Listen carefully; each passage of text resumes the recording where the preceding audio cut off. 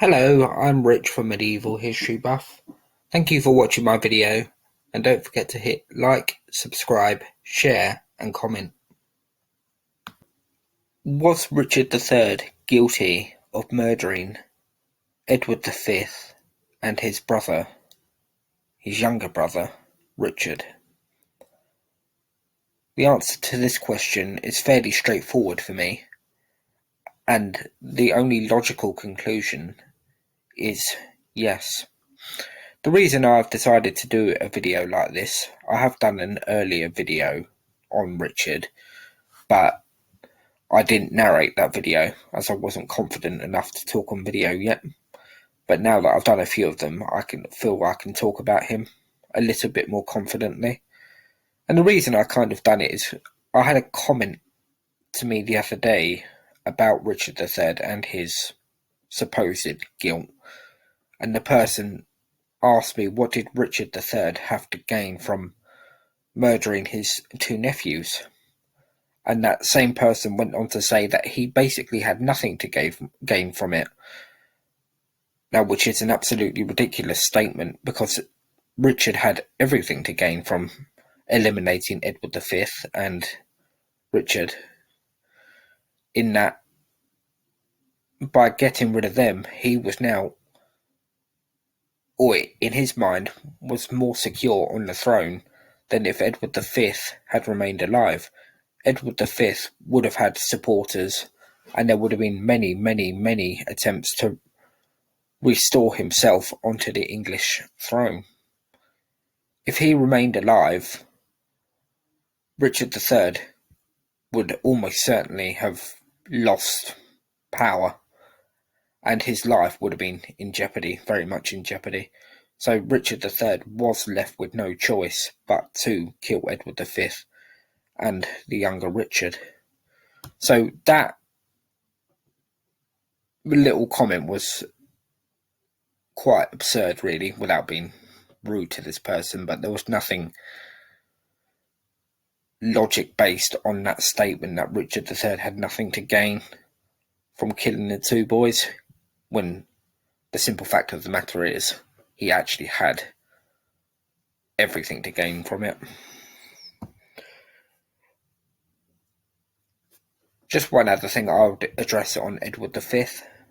I don't like referring to him as the Prince in the Tower, because Edward V was a king and he was usurped. He was a king in the Tower. His brother was a prince in the Tower, but he was a king in the Tower. I don't like that phrase or that term, princes in the Tower, but the one thing it has done is it's kept Edward V's story alive, so to speak. So perhaps I can't be too critical of it, but I think it devalues Edward V a little bit, and I think it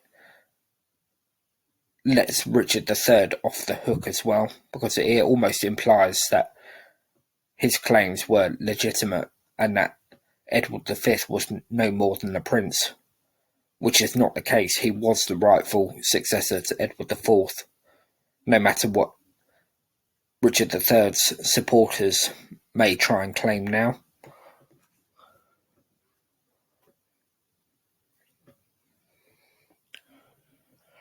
And when Edward V was deposed by Richard, he still remained in the charge of the new king. Richard III remained the two boys' guardian. Now, if anyone looks at the career of Richard III, particularly when he was a loyal supporter of Edward IV, nothing would indicate to them, after even a brief period of research, would indicate that Richard III was nothing but a sharp and intelligent man. He was a very, very fine soldier and a very fine general. So when he came to the throne, he would have been fully aware of events in his kingdom, and he would have been in control and he would have known full well the whereabouts of the boys in the Tower of London. Quite simply, there is no logical explanation for anybody other than Richard III ordering the death of the two boys. The only other possible slight exoneration for Richard is if there was indeed a plot by outside forces.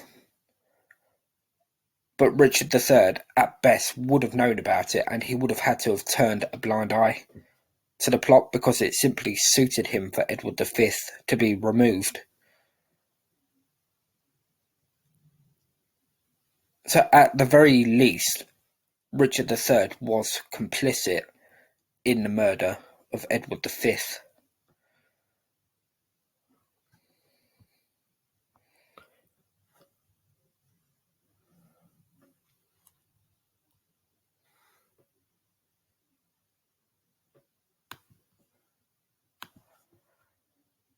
Other names have been suggested for the murder of Edward and Richard, such as Margaret Beaufort, the mother of the future Henry VII. This is fanciful, and Henry Tudor, Margaret's son and the future Henry VII, as I've just said, has also been suggested.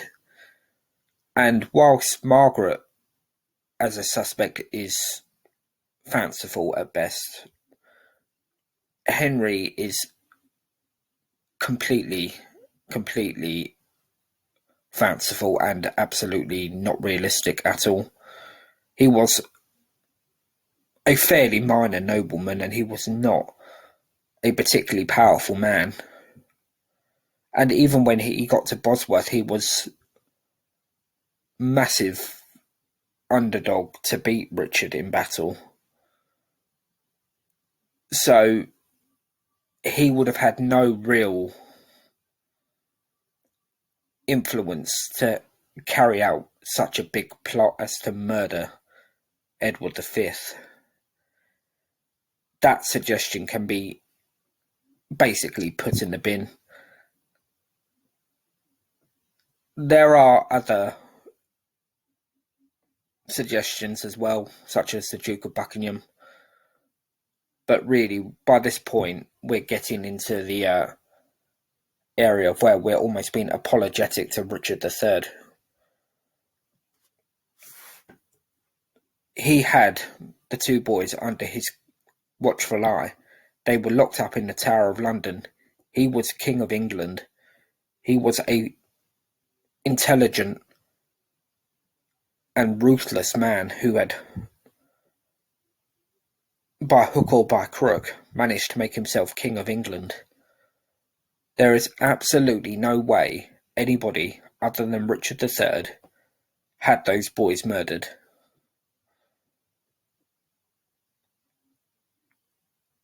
And anybody that tries to suggest otherwise is simply being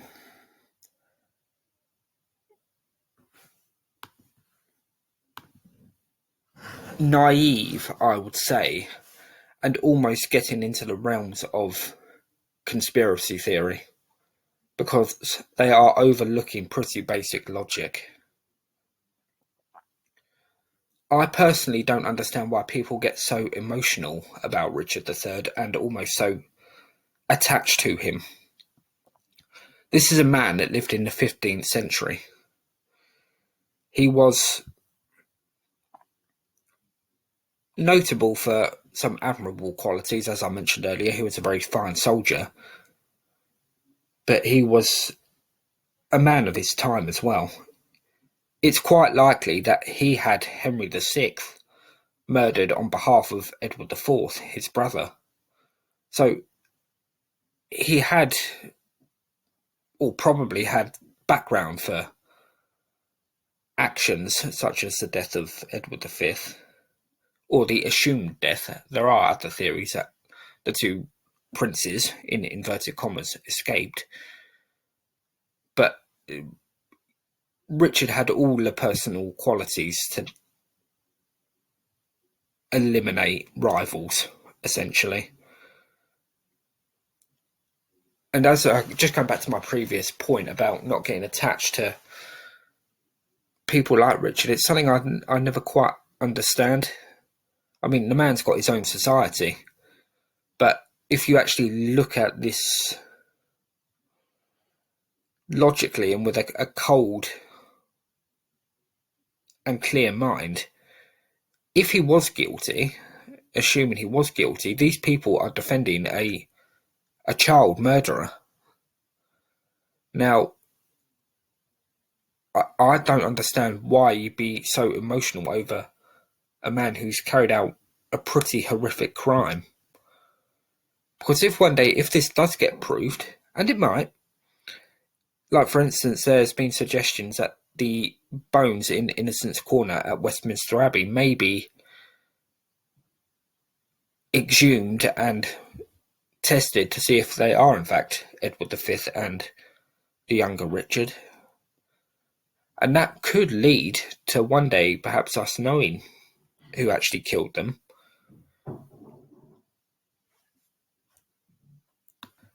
And these people that have spent their lives sort of in the Richard III society may find themselves to have been dedicating their not their lives, that'd be too dramatic, but their passion for medieval history to a man who's usurped the throne and committed an atrocious act by murdering not just two boys, but two boys that he was the uncle of. So in my mind, Richard III is one, not a man to be admired, two, he's a usurper, and three, he's a murderer. And I just wanted to express my thoughts quite clearly on this subject, because it's one that people are very passionate about, and it does capture the imagination somewhat, and it helped obviously when the Richard III's bones were discovered. So he's one of England's most famous kings, as we now know, but he's almost become revered, and I'm not quite sure why. I see very little in him to admire, and actually he almost repulses me a little bit.